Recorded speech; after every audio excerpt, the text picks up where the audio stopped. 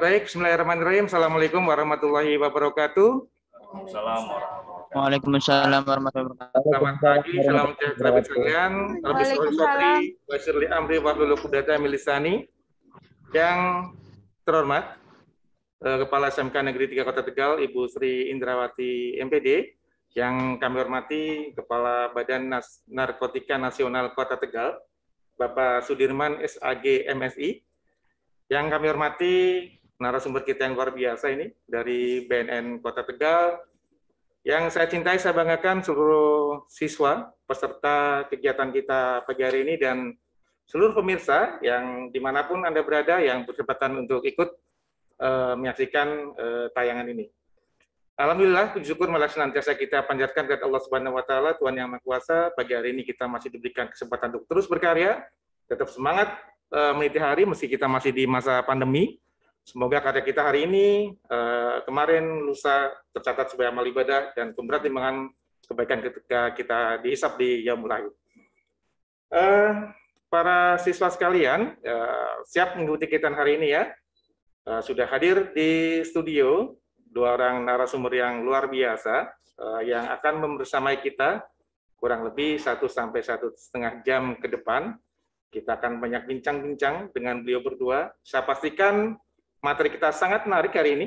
Jadi pastikan kalian semua tetap stay tune. Jika yang memang memiliki keleluasan untuk mengaktifkan kamera, silakan bisa diaktifkan. Kalau tidak, tetap semangat untuk mengikuti kegiatan. Saya ingatkan nanti silakan mengisi presensi di link yang akan diberikan oleh panitia untuk memastikan Anda semua mendapatkan sertifikat untuk kegiatan ini. Dan kemudian catat materinya dan siapkan pertanyaannya. Kami akan memberikan gift kepada 5 penanya terbaik. Sekali lagi, kami akan memberikan gift kepada 5 penanya terbaik yang bisa diambil mulai besok di Gajah Mada Technopark. Baik, saya perkenalan dulu ya narasumber kita yang luar biasa ini. Ya, yang pertama, mohon izin saya bacakan kurikulum vitae singkatnya dari beliau.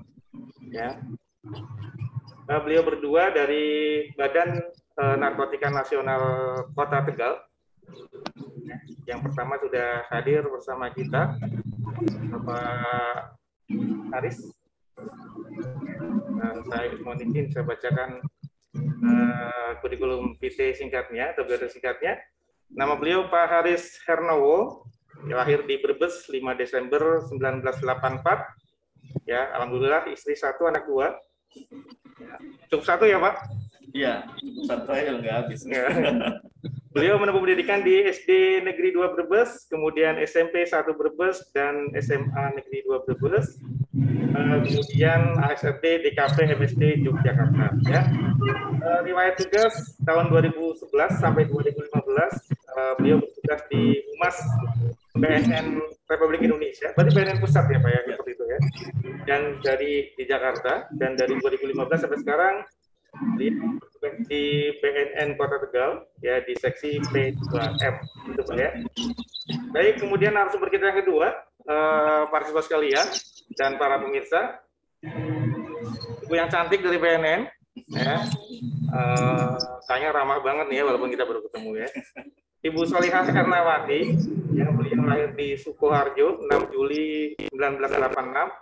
Pendidikan S1, menempuh pendidikan dari SD Karangasem 1, SMP 1 Bulu, SMA 1 Sukoharjo, dan menempuh sarjana atas strata 1 Ilmu Hukum Universitas Diponegoro, dan juga memiliki akta mengajar 4 UTP. Berarti bisa ngajar juga di SMK 3 Ibu ya. Riwayat karir dari 2009, beliau sebagai CFO Andalan Finance, kemudian 2010 staf HRD di PT Asaputek Jaya, tetangga sebetulnya. Kemudian 2011 sampai 2013 di kredit analis di Bank PTPN. 2014 sampai 2019 di BNN Kabupaten Tanah Toraja, Sulawesi Selatan ya. Kemudian dari 2019 dan sampai sekarang bertugas di BNN Kota Tegal, Jawa Tengah. Nah, itu pengalaman singkat kita para siswa sekalian. Baik, nampaknya sudah nggak sabar ini. Ya Bu Erna ya Pak Haris ya. Kita pengen tahu dulu nih Pak. Siap. BNN itu apa sih, gitu kan ya? Mungkin saya yakin anak-anak kami, siswa kami banyak yang belum tahu ya. BNN itu apa? Silakan Pak, atau Ibu Erna Bu. Baik, Assalamualaikum warahmatullahi wabarakatuh. Waalaikumsalam. yang saya hormati kepala sekolah beserta jajaran dan siswa SMK Negeri 3. Bismillahirrahmanirrahim. Sedikit perkenalan mengenai organisasi Badan Narkotika Nasional. Jadi Badan Narkotika Nasional itu memang lembaga yang khusus ditugaskan untuk menangani permasalahan narkotika di Indonesia. Dari organisasi BNN yang dulunya hanya ada di pusat, terus berkembang, vertikalisasi, hingga sekarang sudah ada di seluruh provinsi di Indonesia, atau bisa disebut BNN Provinsi. Nah, BNN Provinsi ini membawahi BNN Kabupaten Kota. Kalau di Jawa Tengah ini 9 kabupaten kota yang ada. Artinya belum semua ada di kabupaten kota ya, BNN ya? Iya, belum semua ada. Jadi baru ada 35, baru ada 9 dari 35. 35 di kabupaten kota. Tugasnya sama, kepanjangan dari BNN RI. Jadi kita punya tugas mencegah dan memberantas penyalahgunaan narkotika. Jadi kalau bisa dikatakan kita itu sebenarnya leading sektor. Cuman BNN itu tidak bisa berbuat sendiri, Pak. Jadi kalau narkotika itu kan tidak hanya di permukaannya. Betul. Kebanyakan di dalam itu sebenarnya di bawah. Gunung es. Fenomena gunung es itu.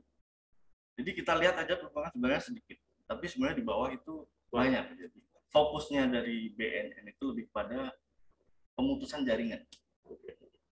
Jadi sindikat narkotika itu kan mereka terorganisir transnasional antar negara, bahkan di Indonesia sudah menjadi pembuat produksi, sudah sampai produsen ya. Sudah sampai produsen.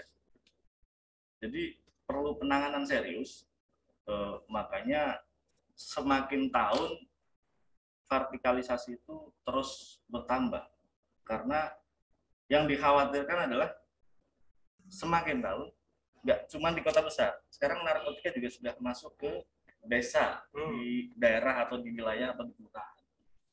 Makanya untuk saat ini kita digalakkan kelurahan bersinar. Kelurahan bersinar. Kelurahan bersinar. Jadi dari bawah kalau seluruh kelurahan atau desa bergerak untuk mencegah penyalahgunaan narkotika sampai ke atas, Indonesia bersih narkoba insya Allah bisa terwujud. Seperti itu. Oke. Ada kita makan Ibu? Apa? Ya, itu tadi organisasi BNN ya, Mas ya. Kita alamatnya di Jalan 9 nomor 1, tepatnya di belakang Polres Tegal Kota. Jadi kalau adik-adik yang mau berkunjung, mau lihat-lihat kantor BNN, mau cari buku atau referensi mengenai bahaya narkoba bisa. Boleh ya? Datang saja ke Welcome ya. Ya. Ada syaratnya nggak Ibu? Kalau mau datang ke sana harus apa? Ibu? Nggak ada. Jadi kita terbuka. Harus bawa bukti vaksin nggak Bu? Enggak usah. Oh enggak ya? Cuci tangan ya? Cuci tangan ya. Cuci tangan bermasker ya, karena situasi kita masih pandemi ya. Kita juga punya Instagramnya Bapak. Oh iya. Kenalan dulu nggak? Boleh silakan Ibu, barangkali disampaikan juga. Di info BNN_kota_Tegal. Minta tolong nanti ada follow juga ya. Kemudian ya. ada Facebooknya juga di Bersih Narkoba. YouTube-nya juga ada BNN Kota Tegal. Oh. Ya, lengkap ya. Bermain medsos juga ternyata ya. BNN ya, luar biasa. Ya, baik para siswa, catat ya alamat medsos di BNN. Siapa tahu kalian membutuhkan referensi atau main-main atau pengen tahu lebih banyak nanti ya. Ya beliau berdua sudah membuka ya. Welcome kepada kalian semua. Nah, tadi mungkin profil ya, atau kan jelaskan kami banyak yang awam nih, BNN itu apa sudah disebutkan ya. Nah, mungkin gini, Bu Erna, Pak Aris, akhir-akhir ini saya sering dengar ya, atau mungkin lihat di media gitu ya, Indonesia darurat narkoba, ya. Sedarurat apa sih? Sehingga kita kok apa iya gitu? Apa sudah sedemikian luar biasanya kah sehingga sudah ada penetapan status Indonesia darurat narkoba? Mungkin bisa disampaikan kepada anak-anak dan pemirsa sekalian di rumah.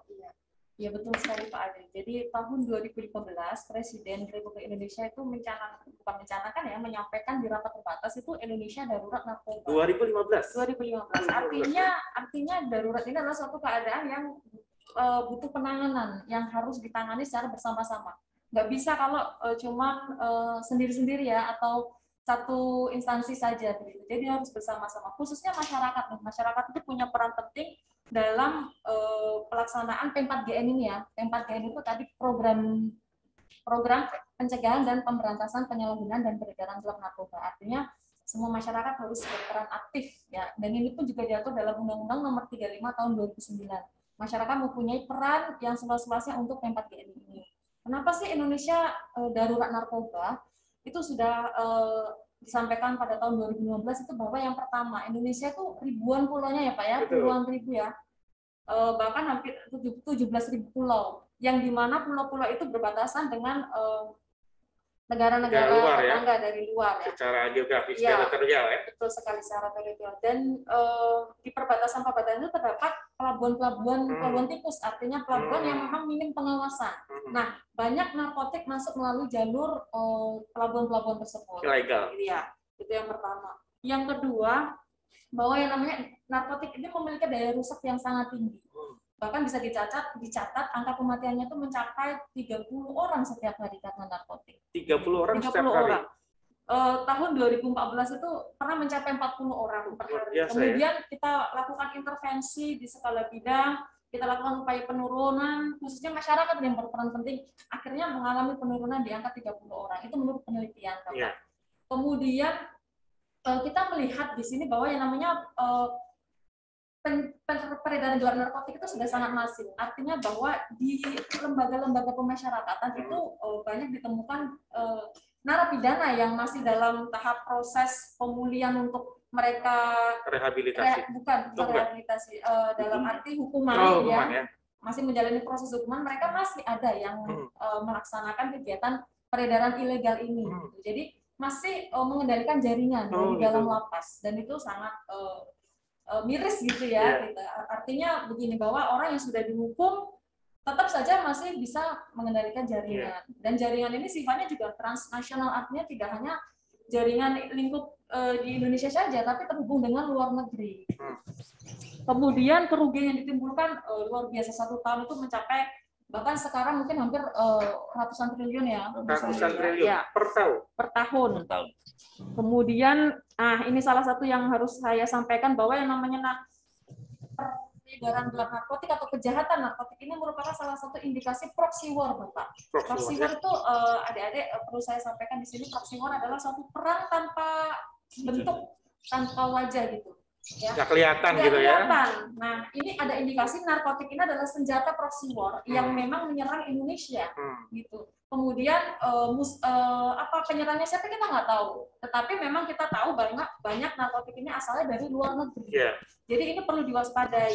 Maka dari itu juga TNI juga menyampaikan narkotik itu musuh bangsa, gitu, yang harus diperangi secara bersama-sama. Dan nggak kelihatan ya? Nggak kelihatan. Kita belajar dari negara Cina. Cina itu memerlukan recovery sekitar 100 tahun karena perang Canggu. Perang Canggu itu artinya perang narkotik. Gitu. 100 tahun. 100 tahun. Cina itu dulu dijajah sama bangsa Eropa. Dijajahnya tuh pakai candu ini, pakai narkotik ini. Mereka butuh waktu 100 tahun untuk recovery. Nah, generasi mudanya banyak yang teler akibat narkotik ini, nggak bisa berbuat apa-apa untuk negaranya gitu. Jadi jangan sampai hal ini juga terjadi di Indonesia. Gitu. Jadi generasi muda Indonesia sekarang harus benar-benar berpikir cerdas gitu, berpikir waras ya. Artinya memang ini narkotik ya nggak boleh kita coba-coba. Sama sekali tidak ada manfaatnya. Iya, nggak ada manfaatnya, dalam artian manfaat untuk ini yang narkotik golongan 1 ya Mas ya, yang memang sangat berbahaya. Kemudian juga kalau mengedarkan itu pasti kena hukuman. Itu sudah jelas sekali. Baik. Artinya tadi secara regulasi pun status Indonesia darurat narkoba itu juga kita masyarakat civil society juga mempunyai kewajiban ya, untuk ikut memberantas, kemudian berperan aktif ya, dan itu ada regulasinya ya, diatur regulasinya. Diatur. Kalaupun misalnya sangat berperan aktif, ada reward-nya ya, Mas ya? Oh, ada reward-nya ya? Terbukti ada salah satu juga penggiat anti narkotik itu sampai diberikan award dari Presiden karena dia memang sebagai agen penggerak di lingkungannya untuk mencegah narkoba. Gitu. Jadi memang ini hal narkotik, permasalahan narkotik ini harus bersama-sama kita tuntaskan. Baik, luar biasa sekali. Indonesia darurat narkoba ya, tadi ada beberapa poinnya ya. Kondisinya sudah luar biasa sekali. Sedikit menambahkan. Oh silakan, ya, Pak Haris. Indonesia darurat narkoba Jadi pengguna narkotika atau penyalahguna, baik coba-coba, pecandu, atau mungkin penyalahguna, untuk saat ini kan hampir berapa juta Mbak Era? 3 juta. 3,4 juta. 3,4 juta. Ya? Penelitian di akhir tahun 2019. 3,4 juta dan ada kemungkinan akan selalu bertambah. Ya. Karena sindikat narkotika itu melihat Indonesia sebagai pangsa pasar yang besar. Oh, marketable ya. Marketable. Jadi berapapun barang yang dikirim ke Indonesia itu akan habis. Oh, luar biasa. Itu benar terjadi. Kalaupun kita dari BNN, dari Polri atau dari Bea Cukai berhasil menggagalkan berapa ton, itu kan pasti yang lolos banyak. Iya. Nggak cuman yang berhasil tangkap, pasti ada yang lolos. Pasti ya. Sekian persennya ya. Sekian persennya. Dan itu selalu habis. Jadi kan potensial, makanya sindikat dari luar negeri itu kan menganggap Indonesia adalah pasar yang potensial. Dengan jumlah penyalahguna yang banyak ini, mereka terus drop.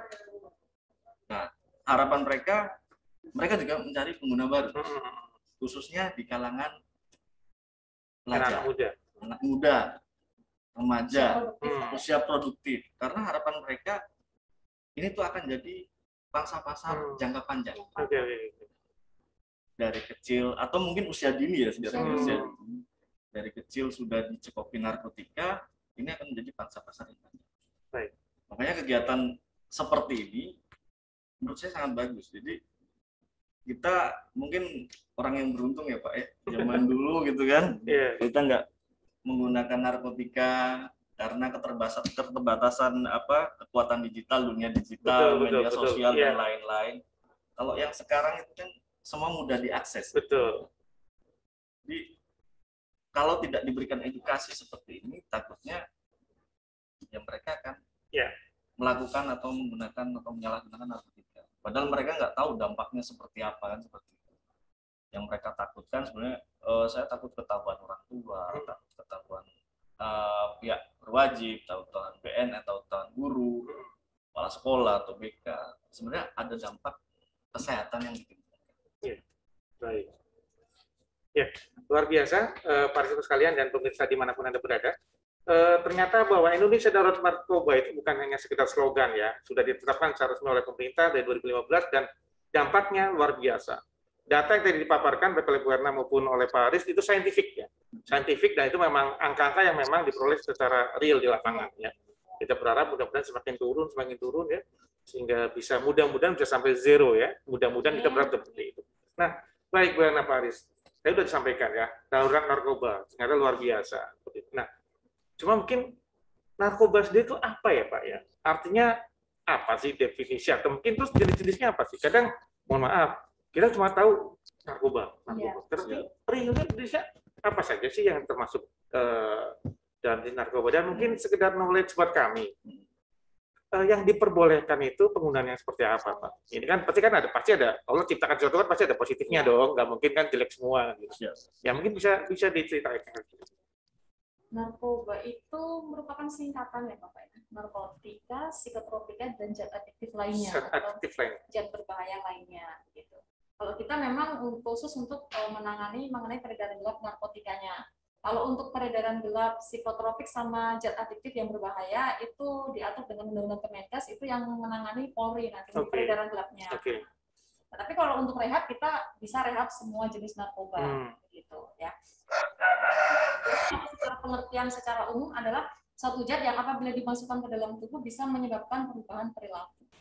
Ya, tetapi secara definisi menurut Undang-Undang Nomor 35 Tahun 2009, narkotika ini merupakan suatu zat atau obat yang bisa berasal dari tanaman atau bukan tanaman, yang sifatnya sintetis atau semi-sintetis, yang dapat menyebabkan perubahan kesadaran atau penurunan kesadaran, menghilangkan rasa sakit, menghilangkan rasa nyeri, hingga menyebabkan ketergantungan atau adiksi. Begitu.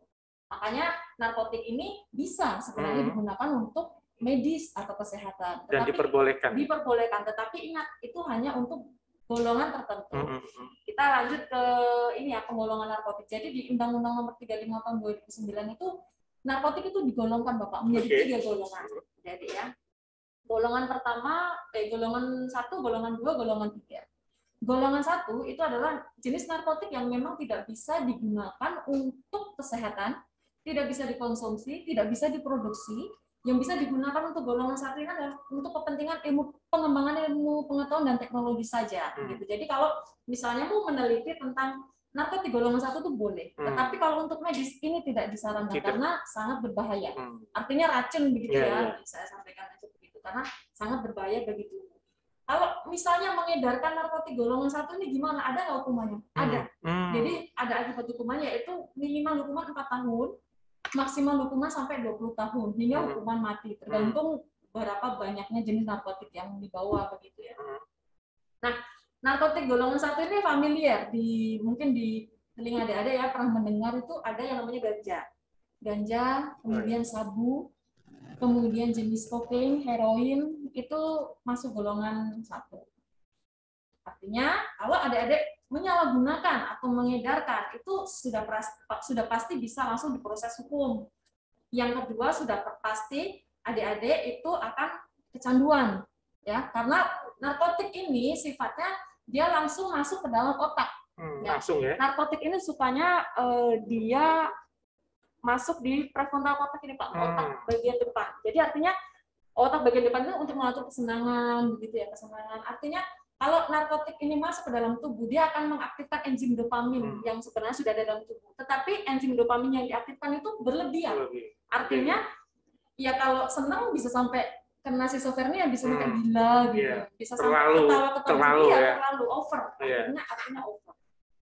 Dan sifat narkotik itu adalah tidak bisa turun dosis. Ketika kalian sudah mencoba pertama, kemudian pikir, saya mau coba-coba nih gitu. Nggak bisa seperti itu. Pemakaian kedua, kalian akan tubuh sudah toleran, artinya sudah ngeklik sama tubuh, kemudian akan menambah dosis lagi. Kalau saya mau coba nih, ternyata pas efek 1 gram misalnya, udah langsung dapat mabuk kepala mabuk. Kemudian yang kedua, pemakaian kedua nggak bisa kalau cuma 1 gram karena nggak akan ngefek ke tubuh. Jadi penyalahgunaan narkotik ini akan meningkat akhirnya bisa overdosis. Selalu bertambah ya. Bertambah akhirnya tubuh intoksifikasi artinya keracunan. Kalau sudah keracunan maka bisa menyebabkan overdosis alias kematian. Maka itu tadi yang saya sampaikan hanya ada 3 akibat penyalahgunaan narkotik. Yang pertama itu gila karena dia langsung ngefeknya ke otak. Bisa mengakibatkan putus sel-sel syaraf otak. Kemudian yang kedua adalah di proses penjara. Kemudian yang ketiga adalah kematian. Sama sekali nggak ada yang nyenengin ya? Nggak ada yang nyenengin. Itu yang golongan 1 ya. Yang kemudian yang untuk kesehatan ini diatur di golongan 2 Bapak. Jadi jenis narkotik yang bisa untuk terapi medis tapi hanya pilihan terakhir. Hanya untuk pilihan terakhir seperti misalnya sakit kanker stadium 4 itu orang disuntikan penghilang rasa nyeri. Ataupun kalau kita misalnya mau operasi itu dibius itu ada jenis narkotik seperti itu. Tetapi ini masih bisa menyebabkan kecanduan, oleh karena itu yang bisa melakukan ini hanyalah petugas medis. Nggak bisa kita konsumsi sendiri, beli sendiri di apotek gitu. Nggak bisa juga apotek mengeluarkan kalau nggak ada indikasi medisnya, nggak ada resep dokternya gitu ya. Ketat pengawasannya. Ini contohnya itu seperti morfin. Ya. Morfin itu digunakan untuk terapi kanker stadium 4 ya. Tapi hanya harus dengan medis. Kalau menyalahgunakan bagaimana? Tetap ada aturan hukumnya, sanksinya bisa minimal hukuman 3 tahun sampai 12 tahun. Kemudian golongan 3. Golongan 3 ini juga untuk medis, tetapi mempunyai ketergantungan secara ringan, masih bisa menyebabkan ketergantungan juga dan harus dengan resep dokter juga. Nggak boleh beli-beli sendiri tanpa resep dokter, nggak bisa. Ini biasanya digunakan dalam obat-obat untuk penghilang nyeri atau obat batuk, bisa penghilang batuk. Jadi intinya narkotik ini bisa untuk medis asalkan memang penggunaannya harus dengan resep dokter begitu Pak. Kalau digunakan sendiri itu namanya penyalahgunaan. Apalagi yang golongan 1 itu sangat tidak disarankan digunakan karena ini ilegal. Yang paling berbahaya itu juga yang namanya sabu ya, Mas ya. Boleh barangkali Bapak ditampilkan slide-nya sabu. Sabu boleh itu bentuknya ditampilkan kristal. jenis-jenisnya. Iya. Sabu itu Dia Ini bisa mohon maaf, mengkristal di dalam ditunjukkan tubuh. bukan untuk dicoba ya. Bukan. Jadi Dia karena tidak supaya ada pengetahuan cuma rekaman. jangan sampai, Ya, betul, jangan betul. sampai ya. Nah, ini contoh-contoh. Yang namanya darurat ya memang banyak yang kena itu tadi ya, mulai dari Ya. artis. Ini kok kena itu sabu. Ya. Bentuknya tuh seperti kristal-kristal, bentuknya seperti adik-adik kalau Betul, tahu betul. Vitsin itu hampir mirip Vitsin ya, cuma lebih menggumpal lagi. Gula batu, Gula hampir batu, sama ya. tawas, hampir mirip seperti itu. Jadi perlu waspada juga ya Waspada. kalau ada yang misalkan cobain ini bentuknya hampir sama seperti itu ya. Biasanya kalau diedarkan itu di klip-klip saset obat kecil gitu. Ya. Adik-adik harus waspada karena apa? Ini sangat berbahaya. Ini nggak ada manfaatnya karena bahan-bahan pembuat sabu ini ada misalnya soda api, ada misalnya etanol, ada misalnya bahan yang dipakai buat toilet cleaner. Itu ada di dalam sabu ini. Makanya kalau ini masuk ke dalam tubuh otomatis sudah menjadi racun bagi adik-adik. Ekstasi bentuknya yang pil-pil ya, ini juga. Ini efeknya itu stimulan Bapak, artinya merangsang otak untuk bekerja keras. Makanya ada yang bilang kalau pakai sabu tuh bisa kuat nggak makan, nggak minum, bisa nggak tidur 3 hari gitu, karena memang dia stimulan otak. Tetapi efek berikutnya adalah tubuh lemas, langsung lemas, tubuh nggak berdaya, hingga jangka panjangnya itu bisa intoksifikasi atau racun. Baik. Luar biasa sekali ya. Jadi partisipasi sekalian, pilihannya cuma 3 B pengguna. Ya. Gila, kemudian di penjara, dan meninggal. Nah, nggak ada yang enak katanya. Ya, mungkin Pak Aris bisa tambahkan Pak untuk jenis-jenis narkoba atau apa narkoba ini Pak. Untuk jenis-jenis narkoba, memang kita bicara dampak langsungnya ya dari narkotika itu. Ada tadi sudah disebutkan sama Bu Erna tadi ada stimulan. Ada 2 lagi sebenarnya Pak. Stimulan, depresan, dan halusinogen. Mungkin nanti contohnya bisa ditampilkan terkait dengan itu. Jadi kalau stimulan itu merangsang sistem kerja di otak. Jadi menstimulasi. Jadi mohon maaf, kenapa mungkin banyak kasus yang beredar di kalangan public figure gitu ya, tertangkap menggunakan narkotika jenis sabu ya. Dengan sifatnya adalah menstimulasi. Memang orang menggunakan narkotika jenis sabu itu ada yang jadi kuat melek, ada yang jadi kuat nggak makan, ada yang jadi kuat untuk bekerja ekstra karena rutinitasnya seperti itu. Tapi yang perlu digarisbawahi itu adalah efek langsungnya. Tapi efek lanjutannya itu yang lebih berbahaya. Tadi sudah disebutkan sama Bu Erna, ada istilah toleransi. Jadi gampangnya adalah untuk mendapatkan efek yang sama, dia harus menambahkan kadar gramasi dari narkotika. Itulah yang akhirnya menyebabkan overdosis tadi. Itu yang stimulan. Jadi kan sebenarnya gini Mas, manusia itu kan punya potensi. Ada waktunya bekerja, ada waktunya istirahat. Nah, setiap orang punya potensi. Dia punya keahlian untuk berbicara, keahlian untuk bekerja, keahlian untuk melakukan sesuatu hal. Tapi karena minim edukasi tentang narkotika, tentang obat-obatan yang dijual secara ilegal, akhirnya mereka masuk ke dalam itu. Jadi potensi yang harusnya memang sudah ada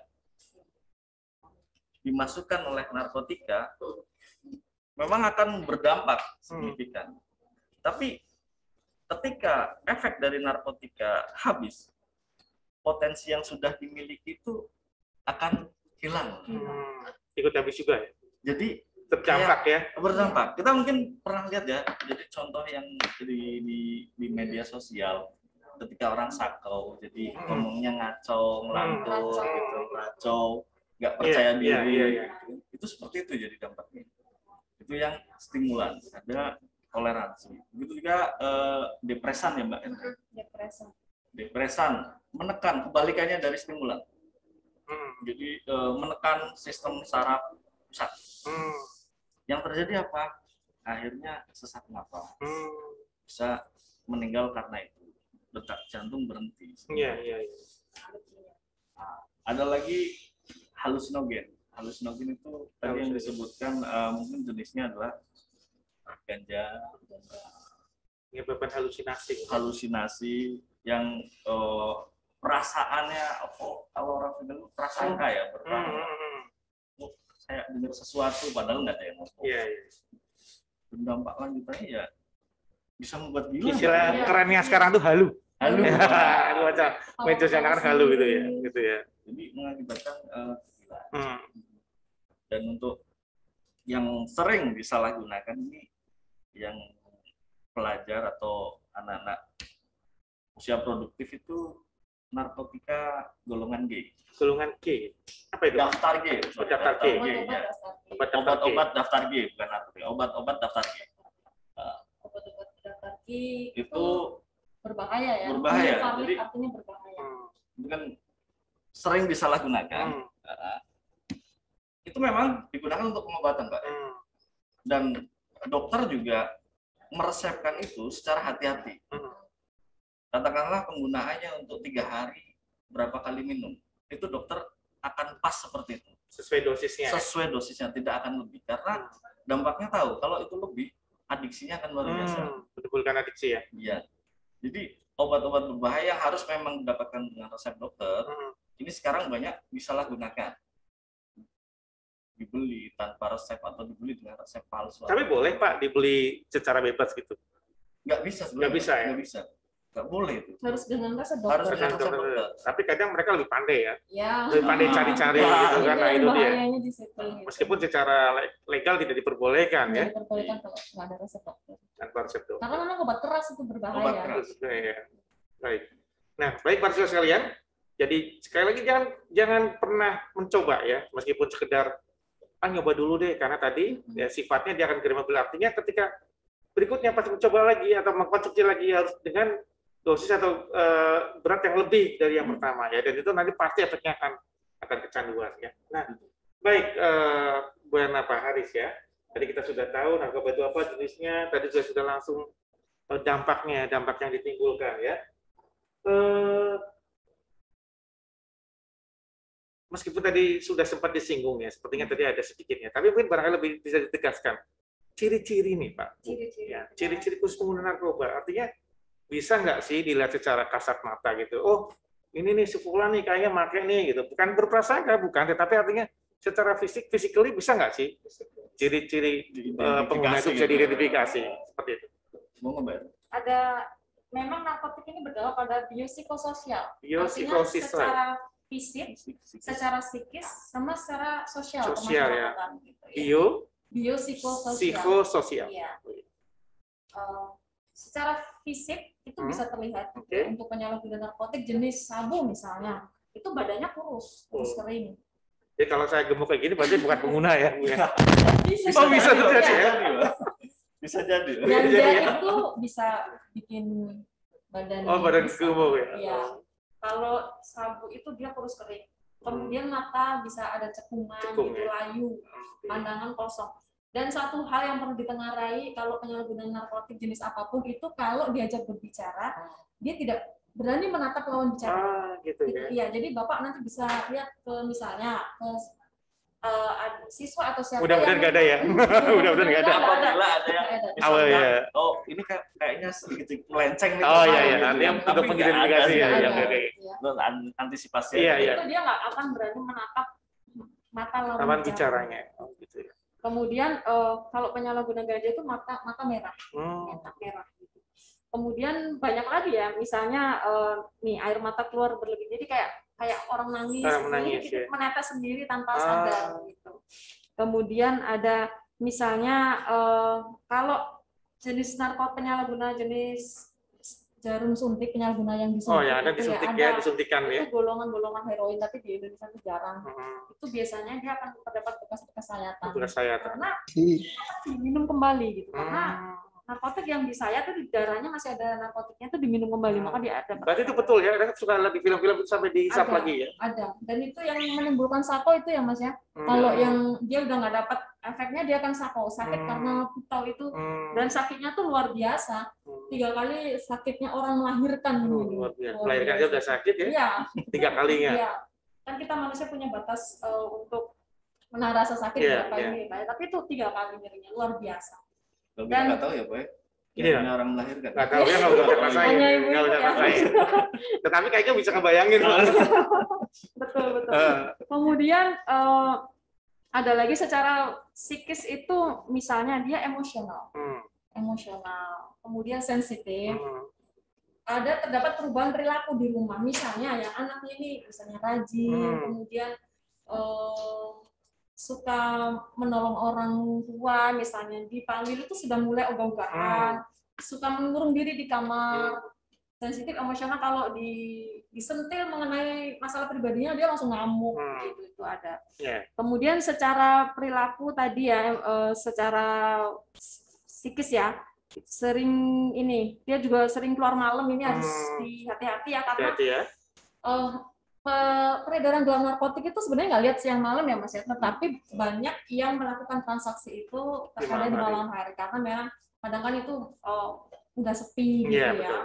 Lampu juga kadang mati gitu ya, jadi banyak yang seperti itu. Kemudian kalau secara sosial pastinya sangat berpengaruh pada masyarakat, apalagi kalau orang sudah kena penyalahgunaan narkotik tuh, stigma itu dia akan bisa saja kalau masyarakatnya kurang teredukasi bisa dikucilkan. Kemudian dia juga bisa membuat keributan-keributan atau membuat pelanggaran-pelanggaran, misalnya melakukan kejahatan lain seperti mencuri, karena dia kan untuk beli narkotik kan pakai uang, bisa mencuri. Dampak dominonya. Iya, betul, dampak domino. Kemudian melakukan kejahatan lanjutan lainnya lah. Termasuk, mohon maaf, kekerasan seksual ya, itu juga bisa menjadi dampak efek domino tadi ya. Ketika dia dalam kondisi tidak sadar, mungkin dia berhalusinasi tadi ya. Kemudian ada salah satu lagi, kalau penyalahgunaan narkotik melalui jarum suntik ini bisa menyebabkan penyakit AIDS, bisa terkena HIV ya.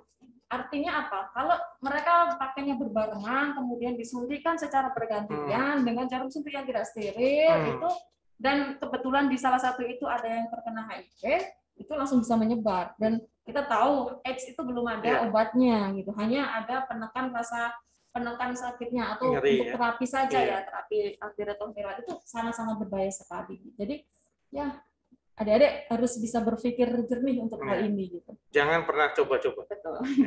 Karena akan mengurangi gini. Jadi dalam pengambilan keputusan itu akan terganggu. Iya, betul sekali. Kalau orang menggunakan narkotika itu seperti itu.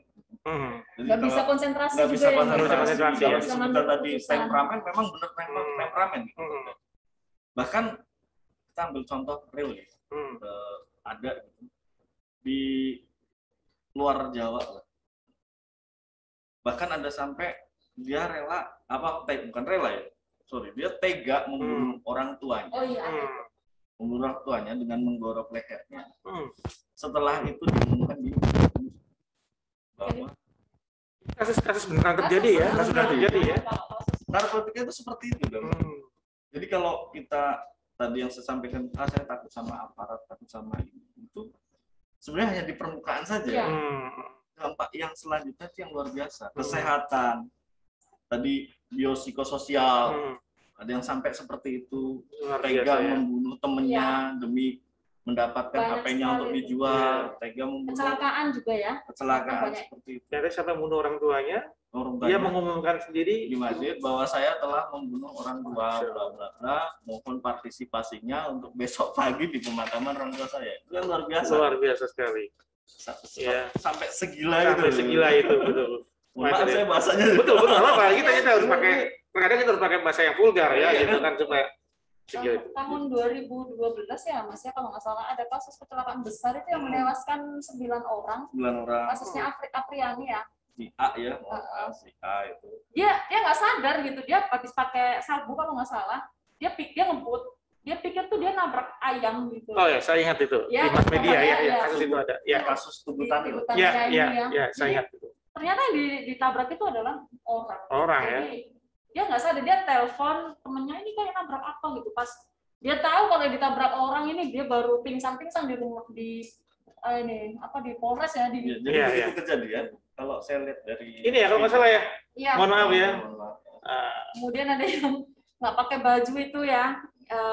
Begitu kejadian, Mabuk ekspresi juga wajahnya itu biasa, datar. Sama, nggak nyadar. Ya, jadi para siswa sekalian, pemirsa ini ditampilkan bukannya apa-apa, hanya sekedar untuk memberikan inilah visualisasi dampak penyalahgunaan narkoba bisa se ekstrim ini ya, jadi hati-hati. Ini untuk keluar, jadi orang yang tidak menggunakan narkotika bisa terkena dampaknya. Bisa terkena dampaknya. Ya. Nah, kita punya juga contoh dampak secara fisik ya Mbak ya. Boleh ditampilkan? Fisik, ya secara fisik orang pengguna seperti apa ya? Nah, ini ada perubahan-perubahan secara fisik bisa dilihat. Pelan-pelan aja Mbak. Dari otak dulu, dari atas. Dari yang atas, slide atasnya. Ya, ini kita bisa lihat ini otak yang sehat yang mana, yang sudah kena penyalahgunaan narkotik yang mana. Kalau yang sehat itu dia masih bersih, di CT scan itu bersih. Jadi yang sebelah kiri atas, di atas layar itu. Iya. Kalau marijuana abuse itu penyalahgunaan ganja itu ya, itu di CT scan kita lihat sendiri ya, itu otak-otaknya tuh banyak yang berlubang begitu. Ya marijuana abuse marijuana. Yang sebelahnya, sebelah kanannya, Ya, sebelah kanannya. Iya, Ya, itu. Kemudian metamfetamin itu penyalahgunaan sabu. Kita juga lihat sama, hampir sama ya. Heroin juga sama, heroin seperti itu. Jadi kasihan juga gitu, Allah sudah kasih kita otak yang bagus sempurna, kita malah merusaknya. Gitu. Dan ini nggak bisa kembali seperti artinya rusak permanen, ya, permanen ya. permanen. Mau dibawa ke rumah sakit nggak bisa. Kalau diketok magic juga nggak bisa ya. Nggak bisa. Ketok magic otak itu nggak ada ya. Salah satu dampak juga Pak yang dampak bagi keluarga. Ini kasihan ini orang tuanya kalau sampai anaknya menyalahgunakan narkotik. Pasti akan banyak keluar biaya, orang tua menanggung malu. Ya betul. Adik-adik kalau ini motivasinya keluarga aja deh, gitu. Jangan sampai nih kalian itu disekolahkan, harusnya bersyukur, terima kasih ke orang tua dan buatlah orang tua bangga. Jangan sampai orang tua menangis hanya melihat kalian jadinya rusak begitu ya. Boleh lanjut Mas, ini lebih ekstrim. Yang ke bawahnya. Ini menyebabkan karies gigi juga. Molestasi. Jadi kalau ada yang bilang pakai narkoba keren itu, ini loh buktinya. Keren apa enggak sih? Yang ini yang walaupun agak ekstrim. Ini bisa dilihat ya Mas. Wah, luar biasa ya. Ini krokodil drug. Itu bahan-bahan pembuahannya itu betul ya, tulangnya sampai kelihatan gitu. Pecahan kaca itu ada Mas di situ. Tapi ini di luar negeri Pak. Ya, ini contoh yang ada memang di luar negeri. Alhamdulillah belum sampai. Mudah-mudahan ya, mudah-mudahan jangan sampai.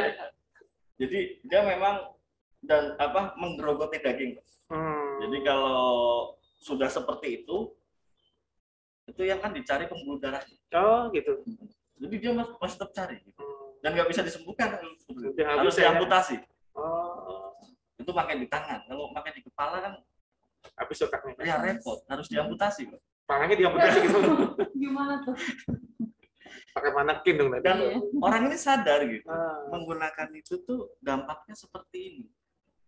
Nah itu pengaruh dari narkotika. Jadi dia itu kita sadar, apa pengguna itu sadar narkotika itu dampaknya A, B, C, D, E, F, G, H, I, J. Tapi efek dari adiksinya itu mengalahkan kesadarannya.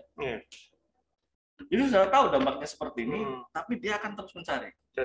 Ketika dia membutuhkan. Sudah sulit dihentikan kalau seperti itu. Makanya untuk adik-adik semua jangan pernah mencoba deh. Ya. Kalau sudah pernah mencoba, dia akan susah kalau sudah terjadi kecanduan. Ya. Baik. Kata kuncinya jangan pernah mencoba ya. Sekali lagi jangan pernah mencoba dan jangan pernah mencoba ya. Tidak ada untungnya sama sekali. Tadi 3 dampaknya gila, ya, masuk penjara atau meninggal. Luar biasa sekali. Nah, Buena Faris, ngeri-ngeri gimana gitu ya. Tetapi memang ini harus kita sampaikan gitu loh kepada para siswa dan mungkin pemirsa dimanapun Anda berada saat ini. Sekali lagi ini adalah pengetahuan buat sekalian ya, tidak ada maksud apapun di balik apa yang tadi ditampilkan. Sekali lagi ini pure, murni, ini sebagai pengetahuan, dampaknya ternyata luar biasa itu, ya sehingga jangan pernah mencoba. Nah, Ibu Bapak boleh nggak sih kita ke yang lebih dekat lagi nih, yang lebih dekat skup kita gitu kan? Kita sekarang ada di Kota Tegal gitu ya. Tadi di awal diceritakan bahwa di Provinsi Jawa Tengah baru ada 9 ya, 9 BNN yang ada di kabupaten kota. Jadi BNN kota gitu kan buat 9 dan kita masuk beruntung ya yang berada di Kota Tegal. boleh nggak atau ini jadi rahasia nggak sih kalau sekedar diceritain atau berikan informasi gitu kan di wilayah kita sendiri seberapa parah atau kalau boleh mungkin ada statistikanya mungkin angkanya bagaimana sih peredaran atau pengguna yang ada di wilayah kita Tegal, Brebes, Kabupaten Pemalang atau yang jadi area kerja dari BNN. Jadi informasikan Mas. Baik, kerawanan. Ya. Kerawanan atau potensi kerawanan penyalahgunaan narkotika di Kota Tegal. Ya. Secara geografis memungkinkan sekali atau berpotensi. Tegal itu kota terbuka, kota transit juga ya. Kota berkembang, segala sesuatu ada di sini. Katakanlah kita punya terminal, stasiun, pelabuhan, bahkan perkembangan dunia industri ya. Terus ada lagi tempat hiburan. Tempat hiburan. Apa sih yang ada di Tegal? Ya. Jadi sangat berpotensi ya. Itu juga dibuktikan ada. Nyatanya di Polri atau ungkap kasus narkotika, di BNN juga ungkap kasus narkotika. Wilayahnya Kota Tegal. Dan pengguna atau pecandu yang mengakses layanan rehabilitasi di BNN juga ada. Jadi sebenarnya di Tegal itu ada juga. Cuman kadang-kadang kayak yang mau mengakses rehabilitasi itu dia takut, dia malu, jadi akhirnya tidak berani. Kalau secara data ada, tapi itu rahasia. Kalau kasus rehabilitasi kan kita harus keep. Jangan sampai dipublish karena itu privasi. Dan mereka mau menjalankan rehabilitasi itu adalah suatu hal yang luar biasa. Sudah luar biasa ya. Artinya ada etiket baik ya. Ada kemauan, ada etiket baik. Tapi kalau secara kerawanan, nyatanya di Polres Sat Narkoba juga menangkap. Per bulan berapa? Per bulan ada. 23. Kalau sampai sekarang mungkin berapa? 25 kalau nggak salah. 25 kasus ya. Kecil-kecil begitu, tapi kan banyak ada gitu. Tapi tadi yang disampaikan di awal kayak gunung es tadi. Ya, itu yang kita harus waspada seperti itu ya. Iya. Katanya setiap tahun ada juga penangkapan begitu, Pak. Artinya jangan hanya melihat angka gitu ya, gitu ya. Ini di tampilannya ini Bapak, ini contoh real ya.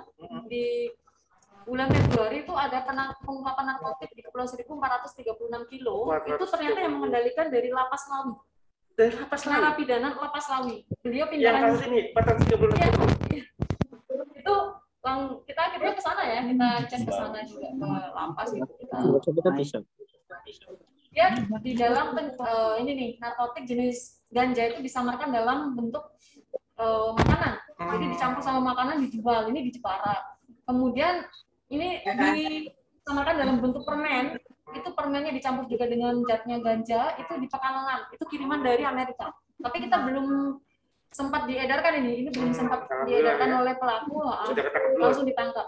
Menurut info BNN provinsi itu sasarannya adalah kota-kota terdekat, termasuk Tegal. Tegal berarti ya. Yang disampaikan dari awal bahwa narkotika sindikat narkotika mengincar anak usia dini yang melalui itu.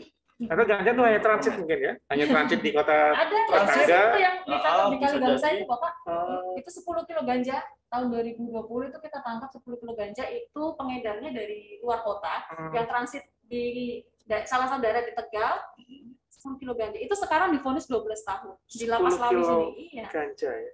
Kemudian ada tempat yang banyak di Tembakau Gorila juga ini.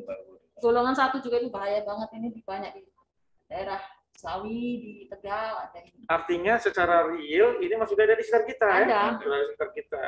Meskipun kadang nggak kelihatan gitu ya. Karena banyak kan di bawah permukaan ya, fenomena gunung es. Tapi katanya kan ada yang kalau nggak salah ada yang ulama juga yang menyampaikan kita tuh didekatkan sama hal-hal yang kita cari gitu. Kalau kita mau cari kebaikan ya intinya kebaikan semua. Kalau mau cari yang buruk-buruk ya gampang gitu ya. Tergantung niat kita. Nyari ya, jadi kita nggak tahu. Ternyata artinya secara data ternyata ada ya. Jadi sekali lagi ini hanya sekedar buat kita tahu saja ya. Jangan kemudian malah nyari gitu kan, nggak boleh ya. Sekali lagi nggak boleh. Sekali lagi menjerumuskan diri ke jurang kalau gitu. Sempat viral juga kemarin yang di Brebes 200 spot. Oh iya, di mass media ya yang ditanam itu ya. Kalau itu potensi tumbuh panen, sasarannya pasti kota terdekat. Iya. Dan pelajar ya, remaja. Kebanyakan pelajar menyalahgunakan, ya mohon maaf, yang terjangkau harganya. Ya. Ganja lah, tembakau gorila, terus obat-obatan daftar G. Bahkan ada lagi yang karena tadi narkoba dan miras dan rokok ya. Sebenarnya kan itu miras rokok masuk ke baknya itu, bahan aditifnya. Bahan aditif ya. Itu. Nah, baik Pak Aris Buena ya. Kita sudah banyak bincang-bincangnya. Jadi para siswa sekalian, siapkan pertanyaan. Sekali lagi kita akan memberikan gift ya pada 5 pertanyaan terbaik, tapi nanti ya ketika kita sudah buka termin tanya jawab, sekali lagi saya ingatkan jangan lupa isi presensi, kemudian siapkan pertanyaan, 5 pertanyaan terbaik akan mendapatkan gift ya dari sekolah ya. Sekali lagi siapkan dulu pertanyaannya. Nah, kembali ke Pak Haris dan Bu Erna ya. Ciri-cirinya kita udah tahu seperti apa sebagainya. Sekarang cara nyegahnya gimana sih Pak? Ya, artinya kan kita tadi sudah memberikan knowledge ke anak-anak ya, seperti ini sebagainya dampaknya. Ini yang penting nih. Untuk mencegahnya seperti apa? Ya selain tentunya iman ya, kita semua tentunya di semua agama melarang itu ya, itu sudah jelas lah. Kita kembali ke basically keyakinan kita masing-masing. Nah, tapi mungkin bagaimana sih cara mencegah agar kita jangan sampai sekali lagi jangan sampai mencoba atau apalagi sampai menjadi konsumen ya, apalagi pengedar dan sebagainya. Ya, mungkin bisa disampaikan Kakak Ibu. Boleh. Namain ya. Ini pakar semua ya, jadinya beliau nanti akan saling melengkapi. Yang banyak kan di Bu Erna. Oh, gitu ya. Baik. Silakan. Sebagai remaja, ini memang rasa keponya tinggi ya Pak ya? Ya, rasa ingin tahu ya. Ingin tahu gitu ya. Gaul juga ya Pak, rasa kepo gitu kan. Jadi remaja ini harus mempunyai suatu ketahanan diri remaja. Jadi jadi remaja itu jangan mudah kesana kemari begitu ya. Tapi kalian itu kan punya cita-cita, punya motivasi. Nah, pembentukan yang utama dalam diri kalian adalah diri kalian sendiri, pribadi kalian. Ini mau dibawa kemana ini pribadiku ini gitu ya. Tadi sudah saya sampaikan kalau mau cari keburukan ada, cari kebaikan ada. Tinggal kalian memilih yang mana gitu ya. Kalian sudah akil balik ya Pak ya. Sudah dewasa. Itu segala tanggung jawab itu sudah ada dalam diri kalian. Jadi kalian harus punya ketahanan diri remaja. Ketahanan diri remaja ini ada 3 yang perlu kalian punya ya adik-adik ya. Pertama itu assertiveness atau ketegasan. Artinya apa? Kalian kalau diiming-imingi, dibujuk-bujuk itu kalian harus tegas. Kalau memang itu kalian ragu dalam hati kalian ya, itu kalian lihat itu jelek. Ini jelek buatku, ini buruk buatku, saya nggak mau. Dan harus tegas. Gitu. Berani menolak. Jangan karena nggak enak gitu ya. Enak. Kalian harus tegas dulu. Ini yang penting ya, penting sekali. Tegas itu. Kemudian reaching out. Reaching out itu kalian harus punya sistem dalam diri kalian untuk mengatasi masalah. Ya. Jadi sebagai remaja punya masalah itu pasti ya Pak ya. Orang hidup itu pasti punya masalah. Tapi masalah itu bagaimana cara mengatasinya? Kalau dalam diri kalian sudah nggak bisa, udah punya keluarga, bapak ibu, kalau malu sampai ke bapak ibu bisa disampaikan ke teman sebayanya, gitu ya. Artinya curhat, artinya speak up, begitu. Jangan dipendam sendiri, karena mohon maaf bapak ini banyak terjadi di luar Jawa sana itu kasus bunuh diri, karena nggak bisa speak up. Hanya gara-gara putus pacar. Itu kan miris gitu. Kalau sampai putus pacar kita harus putus nyawa, gitu ya. Luar biasa. Jadi jangan sampai itu. Jadi Allah nggak akan ngasih masalah yang kalian nggak bisa atasi. Allah pasti kasih masalah yang kalian bisa atasi. Dan cara mengatasinya ini jangan ke hal-hal yang buruk, tapi cari dengan hal-hal yang kebaikan. Kalian punya Allah kok, langsung mengadu ke Allah. Kemudian bisa juga ke orang tua, teman sebaya, atau siapapun yang kalian percaya bisa mengatasinya. Be positif ya. Iya, be positif. Kemudian ada self regulation, artinya punya aturan dalam diri kalian sendiri. Kalian ini mau dibawa kemana dirinya. Jadi itu kalau ditanamkan dalam diri kalian bukan hanya narkotika, tapi kenakalan-kenakalan lain itu saya yakin, kakak yakin kalian akan bisa mengatasinya. Terutama yang paling berbahaya ini juga Pak, pornografi, narkolema ini, narkotika lewat mata. Gitu. Karena Narkotika ini lewat secara mata, ya? secara penelitian itu bisa menyebabkan kerusakan otak itu di 5 titik. Jadi lebih berbahaya daripada narkotik gitu. Kalau narkotik itu ada 3 titik yang diserang, narkolepsi itu lebih berbahaya, lagi 5 titik ya? yang dirusak itu. Bisa gila. Oh, iya. Itu ya. Jadi ada itu.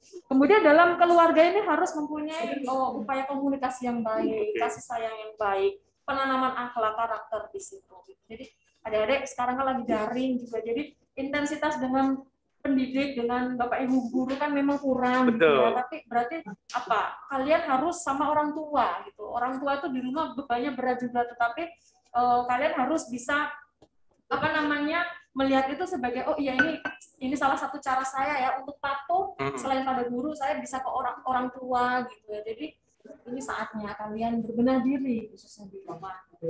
Kalau di lingkungan sekolah misalnya sudah masuk ya kita harus melihat lingkungan area sekitar, kita cegah kalau ada orang-orang mencurigakan bisa dilaporkan kepada pihak sekolah. Gitu. Bro Haris silakan menambahkan. Silakan, Pak Haris. Ini menarik ini ya.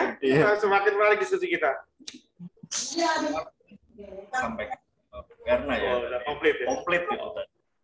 Tapi untuk pesan saja untuk teman-teman remaja gitu, kita harus digarisbawahi kalau kita berteman, teman itu kan sebenarnya menyelamatkan, bukan menjerumuskan.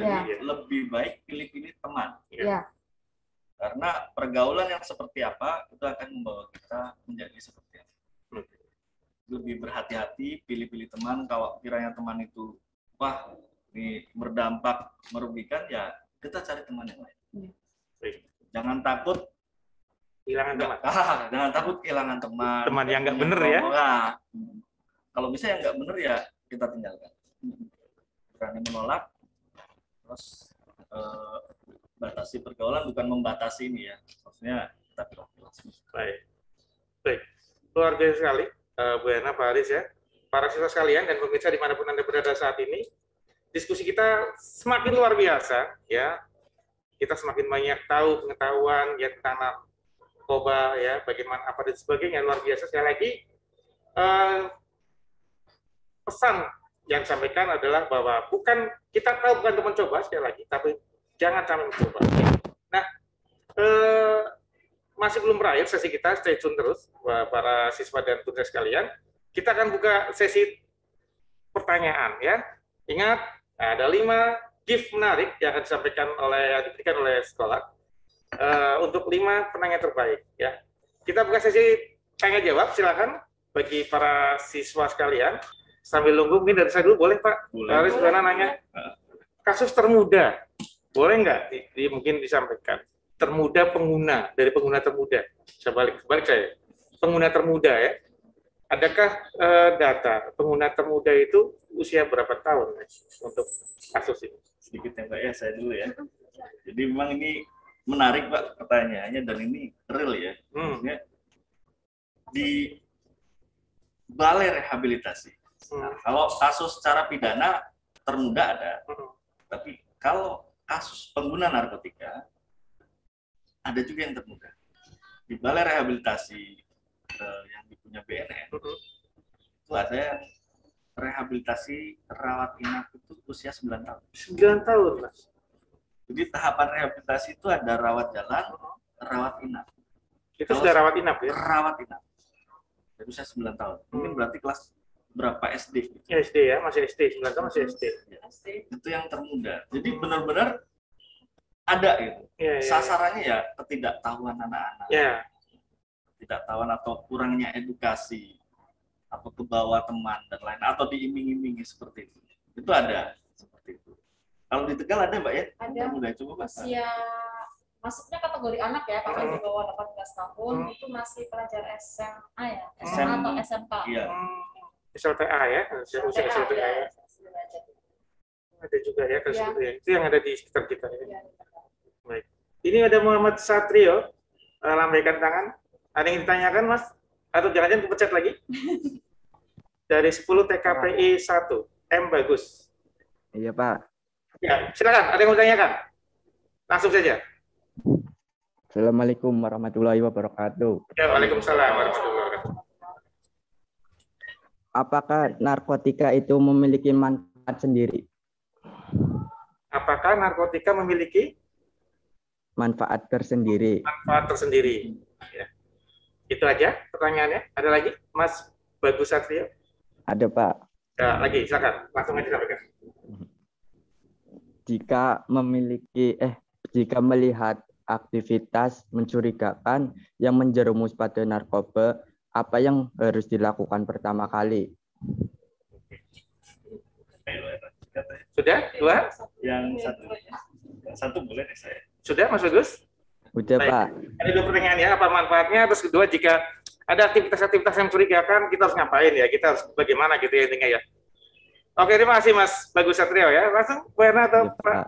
Saya yang satu deh nanti. Oke, berbagi nih. Karena ada pertanyaan dua, berbagi jawabannya. Silakan, coba duluan. Jadi manfaat narkotika itu ya, punya manfaat tersendiri dari narkotika. Tadi sudah dijelaskan penggolongan narkotika. Jadi manfaatnya untuk golongan satu jelas untuk ilmu pengetahuan dan penelitian. Jadi narkotika itu semakin berkembang dan jenisnya itu beragam, Pak. Mungkin hari ini keluar nama A, besok keluar nama B. Varian ya. Varian baru. Jadi untuk hal tersebut, jadi kita kan butuh pengembangan ilmu pengetahuan untuk mengantisipasi. Boleh untuk riset juga ada. Itu golongan satu. Manfaat tersendiri untuk golongan dua. Tadi bisa disebutkan kalau kita pernah melihat film gitu ya. Kalau perang zaman dulu orang tertembak itu pasti berteriak minta morfin. Oh iya, iya. Betul. Itu kan Film perang itu ya? Ya, itu untuk menahan rasa sakit atau semacam bius seperti itu. Dan digunakan memang digunakan untuk kesehatan. Jadi kalau orang melahirkan ibu sesar itu kan nggak menggunakan Anti nyeri ya. bius, anti nyeri Iya. ya. Coba aja masih langsung dibeleng kan nggak bisa. Jadi manfaatnya seperti itu.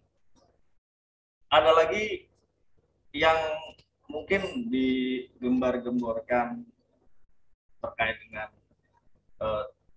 ganja atau setiap ciptaan kan pasti ada manfaatnya. Kita lihat juga seberapa moderatnya. Jangan memang semua ciptaan Tuhan ada manfaatnya.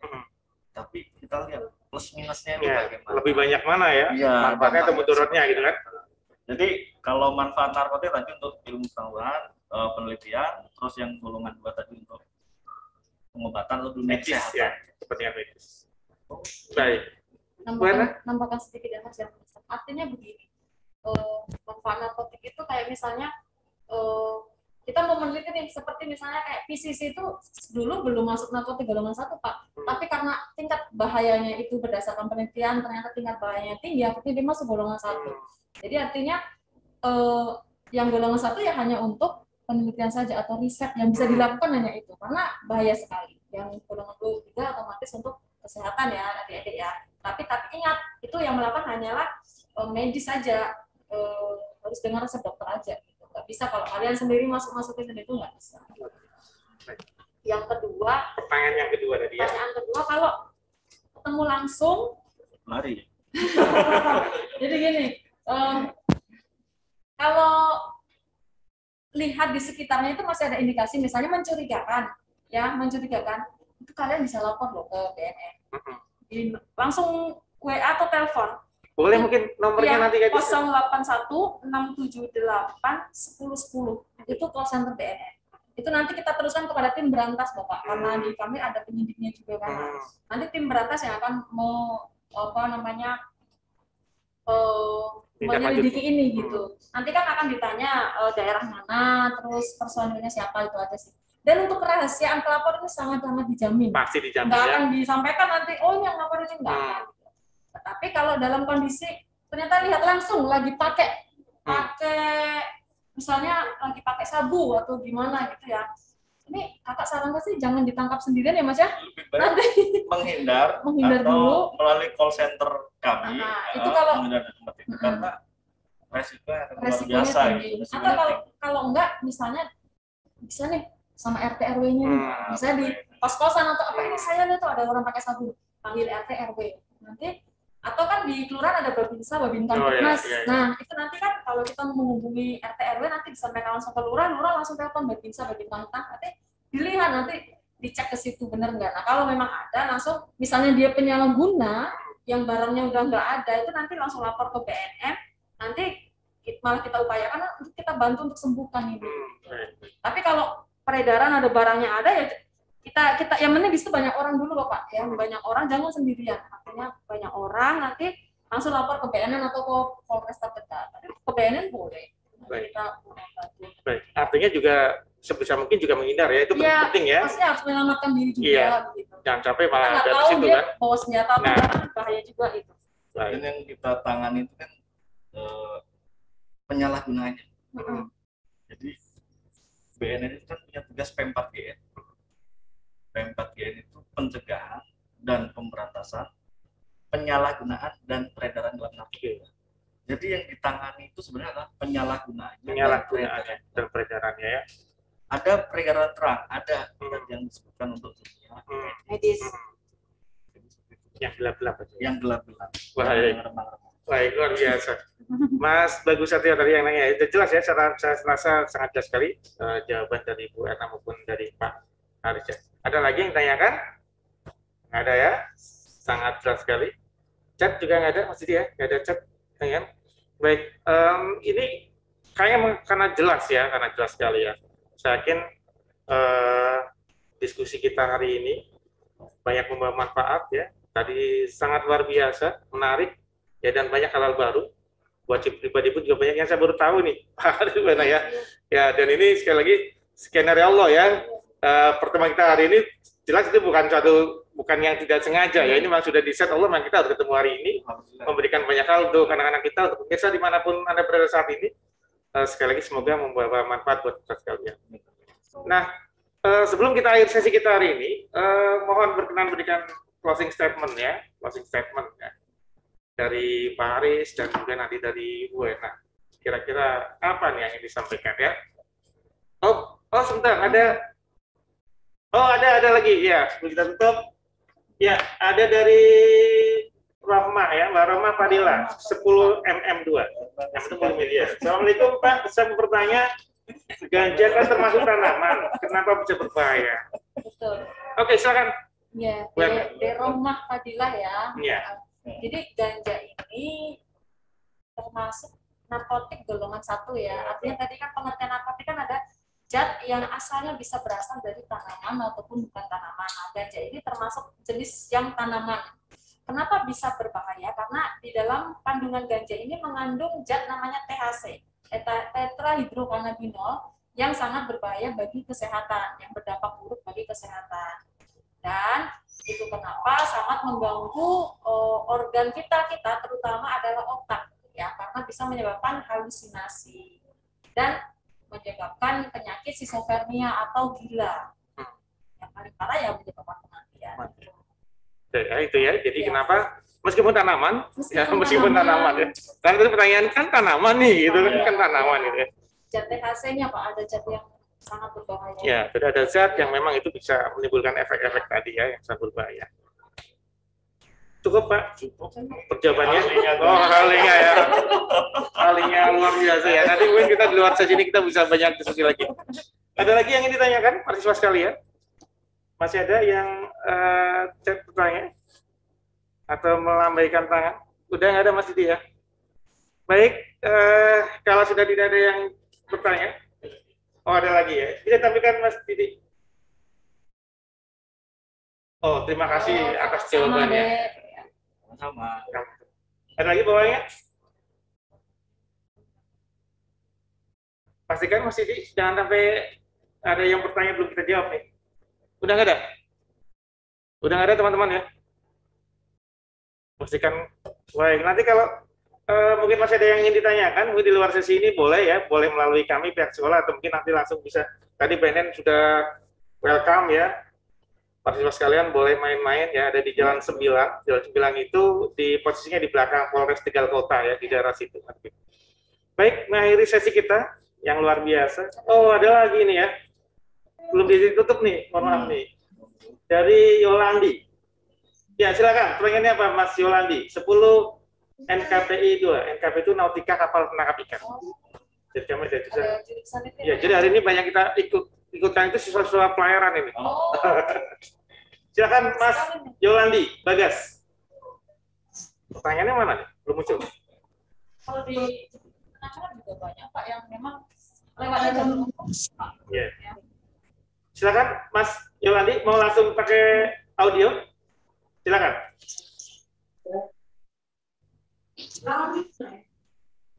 Mas Yolandi, monitor.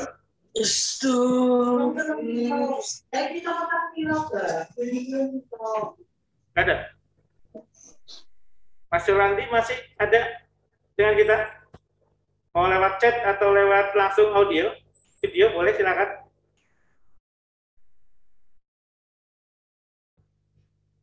Ada? Ya, mungkin malu-malu, masih malu-malu ya. Malu-malu atau mungkin tadi sudah jelas sekali. Baik, closing statement Pak Haris dan oh ya, para sosial ya, sementara sesi pertanyaan kita tutup dulu. Ya. Nah, ini terakhir nih. Ada link nggak? Ah, ini. Yolandi udah muncul pertanyaannya ya. Mohon izin Pak Haris, karena ini karena pertanyaan sudah muncul. Oh, iya, betul. Misalnya orang kita mantan narkoba, maksudnya mungkin mantan pengguna ya. Iya. Kita spesifik ini jangan pengedar ya, pengguna ya. Terus punya anak, nah anaknya itu bisa keturunan nggak Pak? Maksudnya mungkin bisa ini ya, mungkin secara apa Perilakunya atau mungkin gini, penggunaan. kalau misalnya kayak sakit nih, sakit, ada kan sakit tertentu yang memang bisa menurun ke anaknya gitu ya, mungkin seperti itu Pak. Monggo, silakan. Ada contohnya nggak Pak yang jadi Orang tuanya tua yang pengguna, menggunakan narkotika, anaknya bisa jadi ikut jadi pengguna gitu mungkin ya. ada penelitian seperti itu Pak. Oke. Ada penelitian seperti itu. Tapi ada juga orang tua yang menggunakan narkotika mendidik anaknya dengan baik untuk tidak menggunakan. Tidak menggunakan ya. Iya. Bahkan sampai ada cerita seorang bandar ketika mau dihukuman, dia berpesan kepada kami, tolong rehabilitasi anak saya. Jadi seperti itu. Untuk memutus ya. Jadi saya kira nggak ada orang tua yang mau anaknya mengikuti jejak orang tuanya. Tapi secara penelitian saya pernah mendengar bahwa memang ada jadi faktor keturunan atau bagaimana. Tapi kita kembali lagi kepada didikan. Pendidikan yang kita dapat dari orang tua sendiri, dari sekolah ataupun dari teman dan lain-lain. Intinya adalah diri kita itu punya prinsip. Jadi kita itu harus mempunyai keyakinan juga, dan nggak mungkin juga orang tua yang menggunakan narkotika itu dia menggunakan di depan anak-anak. Itu kan jarang sekali. Jadi yang penting dari diri kita, seperti apapun orang tua kita tidak bisa memilih dilahirkan oleh rahim siapa. Iya, betul Pak. Yang kita tanamkan adalah bagaimana diri kita mempunyai prinsip untuk kita sendiri hidup sehat dan bisa meraih apa yang kita cita-cita. Baik. Ada yang ditambahkan, Bu Erna? Untuk Yang pertanyaan ini? pernah ada ibu hamil ini menyalahgunakan narkotik. Jadi pas dites anaknya memang ada positif. Jadi ibu hamil kan jangankan narkotik ya, obat-obat biasa aja harus benar-benar dilihat gitu, mana yang boleh atau nggak boleh. Diawasi Apalagi betul kalau ya. penyalahgunaan kan, apalagi kalau udah nanti masuk ke ASI ya, bisa juga ke situ kan dibimbing anaknya itu. Jadi anaknya tuh bisa terpapar lah, istilahnya terpapar. Tetapi kalau secara umum, kalau misalnya orang tua menyalahgunakan narkotik, bisa nggak anaknya ini? Ya juga tergantung pola asuh di rumahnya gitu ya. Kalau memang orang tuanya itu menyalahgunakan narkotik, terus kemudian menerapkan pola asuh yang memang masih bagus atau apa ya, bisa juga enggak gitu. Tapi bisa juga iya, karena seperti yang Mas Ari sampaikan tadi gitu. Misalnya juga menyalahgunakan narkotik, kemudian dia sensitif emosional ke anak-anaknya, akhirnya anak-anak juga lari ke hal yang sama. Gitu. Jadi tergantung pola asuh. Baik, Pak sebentar ada tambahannya. Masih ada lagi tuh, nampaknya tambah semakin ini ya, semakin hangat nih anak-anak nih. Assalamualaikum Pak, mau nanya, bagaimana cara mengetahui bahwa itu adalah jenis narkoba? Ada berapa jenis narkoba? Oh iya. Kalau yang diatur di peraturan Menteri Kesehatan sampai saat ini ada sekitar 78 jenis di Indonesia. 78 jenis ya. Tapi di dunia itu hampir 900 jenis. Banyak sekali jenis. Ya, Banyak sekali ya. Jenisnya ada yang jenis bentuknya juga ada yang tablet, ada yang tanaman, bukan tanaman, ada yang sintetis, semi sintetis begitu. Jadi peraturan Menteri Kesehatan ini selalu berkembang, Bapak. Kalau undang-undangnya itu tetap Undang-Undang 35 tahun 2009. Tapi kalaupun ada jenis baru yang memang berbahaya, itu akan langsung dimasukkan ke lampiran peraturan Menteri Kesehatan. Jadi misalnya sekarang nggak diatur nih PCC, kemudian ternyata sangat berbahaya. Nah, di tahun berikutnya itu bisa diatur di lampiran peraturan Menteri Kesehatan, dimunculkan masuk ke golongan 1, akhirnya bisa ini dengan Undang-Undang Nomor 35 tahun 2009. Jadi tetap berkembang terus ini deh jenis-jenis. Tapi saat ini sekitar 78 jenis ya Mas ya, kalau nggak salah diatur di peraturan Menteri Kesehatan. Jadi kalau sebanyak itu banyak juga penamaannya kan macam-macam. Namanya macam-macam gitu. Variannya Tapi ada nama kimianya yang sama kayak gitu kan. Turunannya, derivatnya dari apa, itu nanti dinamain apa. Itu memang strategi dari sindikat. Jadi mereka mencari celah hukum di negara kita. Yang belum diatur mana mereka produksi, yang belum diatur mana mereka produksi. Jadi menghindari hukum yang ada di sebuah negara. Itu salah satu strategi mereka. Mereka juga punya pakar hukum. Mereka punya pakar segala pakar. Mereka punya tim ya. Tim terorganisir benar-benar rapi sindikat itu. Baik, luar biasa, Pak Haris Buana. Untuk pertanyaan saya cukupkan ya. Jadi nanti setelah ini, jika ada yang masih ingin bertanya, jika ada yang masih ingin tahu lebih banyak tentang narkoba, bagaimana sebagainya, silakan ya. Sekali lagi bisa main-main ke kantor BNN ya, Badan Narkotika Nasional Kota Tegal. Pak, di Instagram kami. Oh ya, boleh silakan. Silakan. Habis ini nanti boleh langsung follow ya, adik-adik dari SMK 3. Jadi di media sosial kami, di Instagram kami tuh setiap hari kita update informasi mengenai kegiatan kami dan juga pun media edukasi. Jadi mau bertanya yang bagaimanapun itu bisa langsung di situ. Gitu ya, di info BNN. Wah, ini kita tampilkan ya. Kota, nah, itu. Iya, silakan ya, jadi catat. Tolong adik-adik bisa di-follow ya. Untuk lebih memberikan pengetahuan buat kita sekalian, mahasiswa sekalian, dan dimanapun pemirsa berada saat ini yang mengikuti kegiatan ini, silakan bisa follow Instagram BNN Kota Tegal ya. Dan kalau mau main-main boleh ya tadi ya. Silakan ada kita senang kantornya ada di sintetis kit, mungkin narkoba tiruan tiruan ya. Narkotik secara replika Pak. Replika ya. Kantor gitu. Baik. Bentuknya seperti apa? Baik ya. Mohon maaf masih ada pertanyaan, tapi karena sesi kita sudah terbatas ya, nanti insya Allah tetap dijawab ya nanti di luar sesi ini ya, nanti oleh Bu Ana maupun Pak Haris.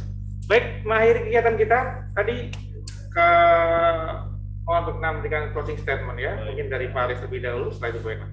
Baik, untuk adik-adik semua pelajar, masa depan kalian kan masih panjang. Berani menolak itu yang paling utama. Dan yang kedua, untuk tahu tidak harus mencoba.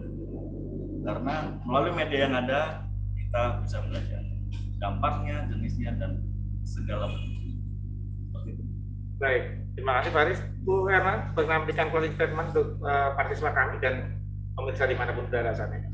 Khususnya untuk adik-adik ya, Bapak, adik-adik saat ini kalian harus sangat-sangat bersyukur karena masih dibekali edukasi, masih bisa sekolah. Di luar sana banyak yang nggak bisa menempuh pendidikan atau mengenyam pendidikan secara baik.